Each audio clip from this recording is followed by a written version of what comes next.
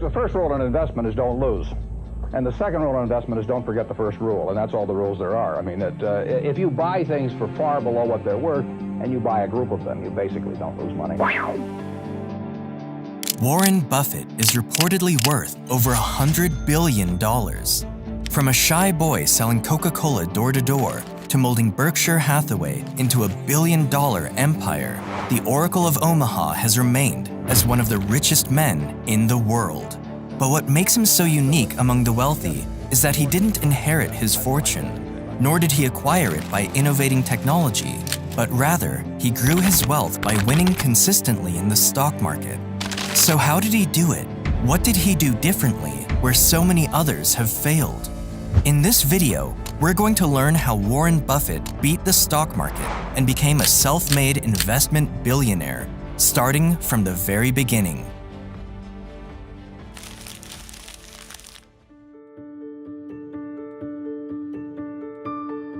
Warren Buffett was born in Omaha, Nebraska in August of 1930, just 1 year after the Great Depression hit the country.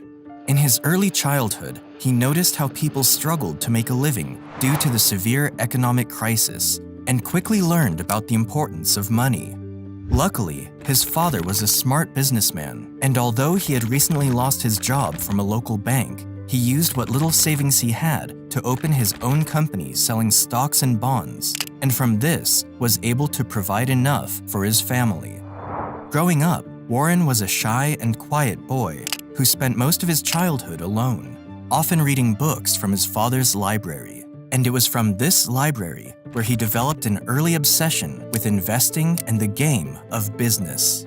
Eager to put his new knowledge to use, he approached his grandfather, who owned a local grocery store, and asked him if he could provide Warren with drinks so that he could go and sell them around the neighborhood.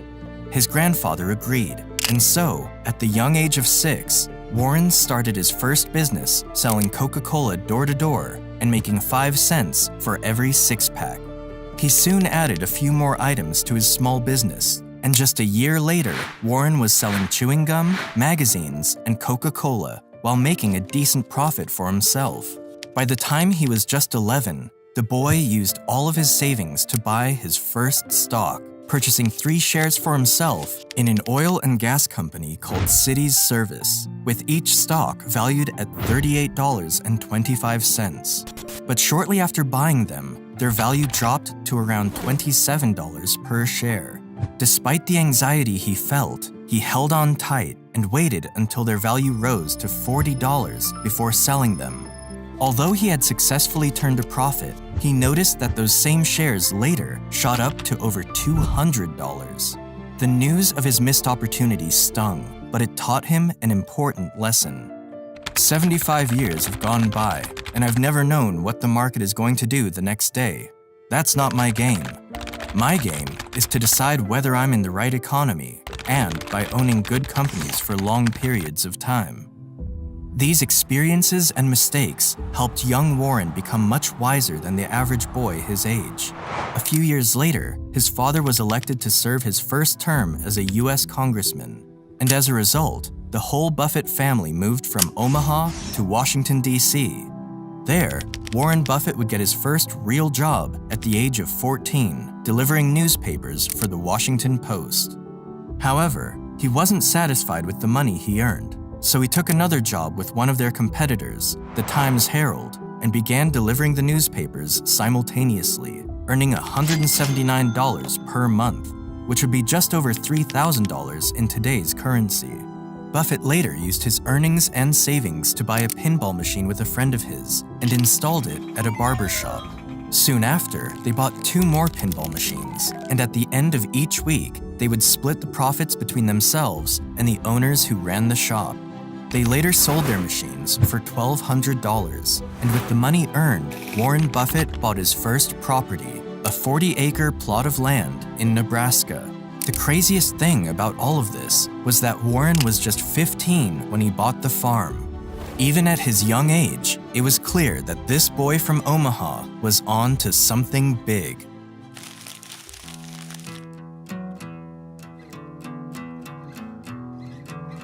After graduating from high school in 1947, Buffett was eager to begin his life as a full-time stockbroker. However, his father wanted him to go to college, and so Warren enrolled at the University of Pennsylvania and was able to pay for his studies with the earnings from his Nebraska farmland, which he rented out. After obtaining his bachelor's degree in business administration from the University of Nebraska, he was later rejected by Harvard when he applied for his master's degree. This rejection, however, turned out to be a blessing in disguise, leading him to enroll at the Columbia Business School, where he met a teacher who would change his life, Benjamin Graham. Benjamin Graham was an economist and investor whose work and writings Buffett was already familiar with. In fact, the same year that they met, Graham had just published one of the most famous books of his career, The Intelligent Investor. In simple terms, the book was a step-by-step guide on how to invest successfully and consistently without speculating by buying stocks that were undervalued. Warren quickly became one of Benjamin Graham's best students, and according to Buffett, Graham would go on to become one of the most influential men in his life after his father.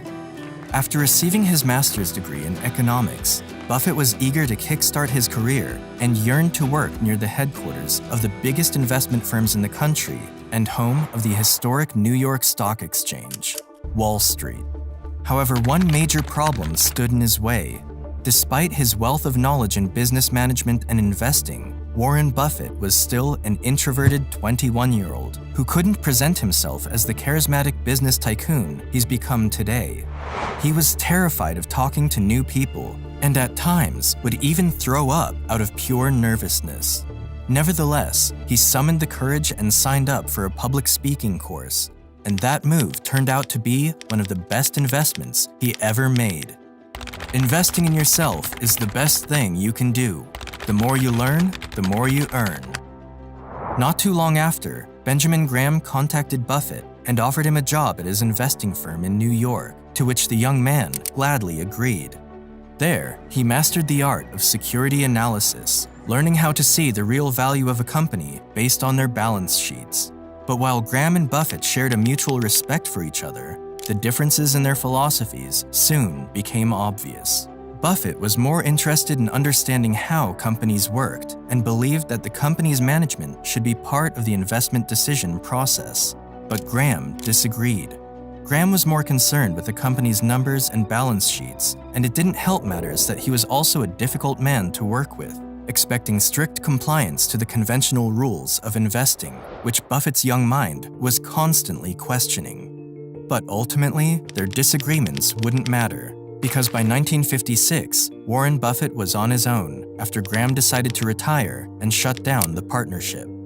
Nevertheless, the young man had built up his savings from $9,800 to $175,000. And more importantly, he gained first-hand experience running a New York investment firm. He was now ready to establish his own partnership, making those who invested in him into millionaires, while also transforming himself into one of the wealthiest people in the world.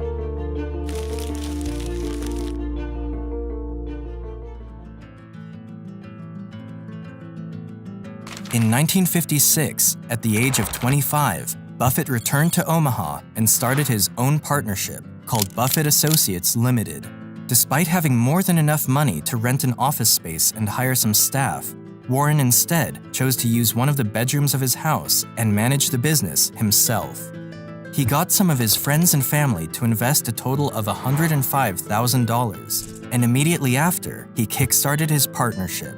Influenced by his master, Graham, Warren Buffett began investing in undervalued stocks, but took its philosophy to the extreme by dealing with terrible performing companies that were ready to go bankrupt, buying them so cheap that even their liquidation value was worth more.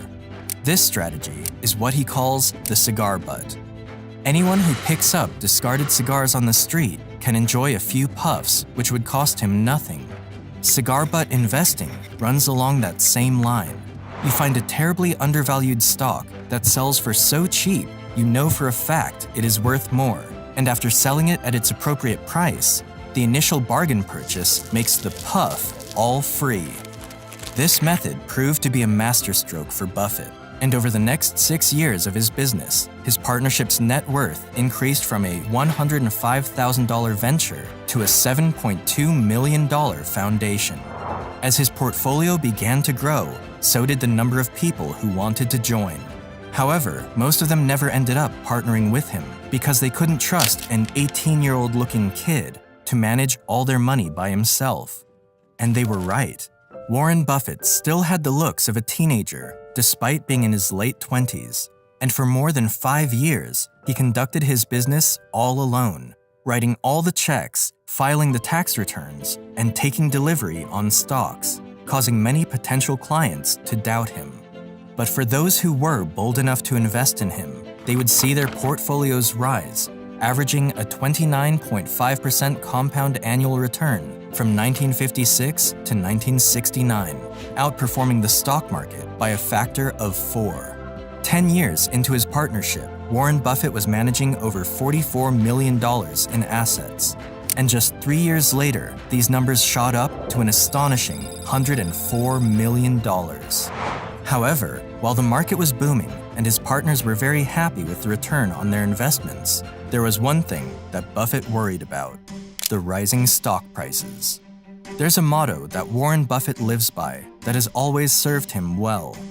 Be fearful when others are greedy, and greedy when others are fearful.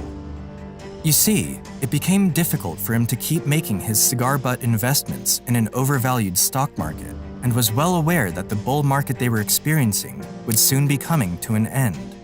He found it too risky to continue investing with other people's money, and so, by the end of 1969, he made the big decision to dissolve the business altogether and let his partners go. Still, he had built his own fortune all the way to $25 million by the age of 39, and he was ready to make his next move, turning Berkshire Hathaway into a billion-dollar empire. Now, to amass such a fortune, smart investors like Warren Buffett know how to utilize uncertain times to their advantage. And it's no secret that we are definitely in uncertain times, with inflation hitting a 40-year high and nearly 70% of economists surveyed by the Financial Times predicting a recession next year. But institutions like Buffett's Berkshire Hathaway may already be prepared, because earlier this year, Bank of America's chief strategist recommended investors look at real assets like art as inflation heats up. Even Bloomberg has reported that art can serve as an inflation hedge in almost any environment. Because the last time inflation was this high, in the late 70s through the early 80s, art had an average yearly appreciation of 33%, according to Masterworks' All Art Index, which is higher than gold and real estate, the traditional inflation hedges, during that same period, which is why Masterworks has seen increased demand this year.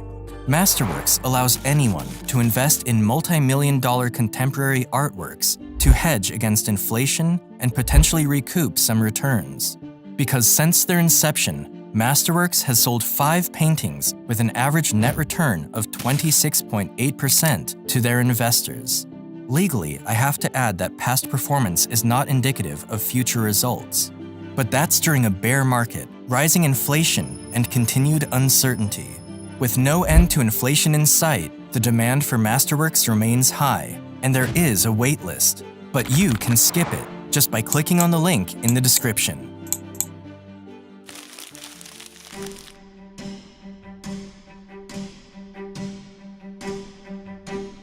Berkshire Hathaway was a struggling textile company destined to fail.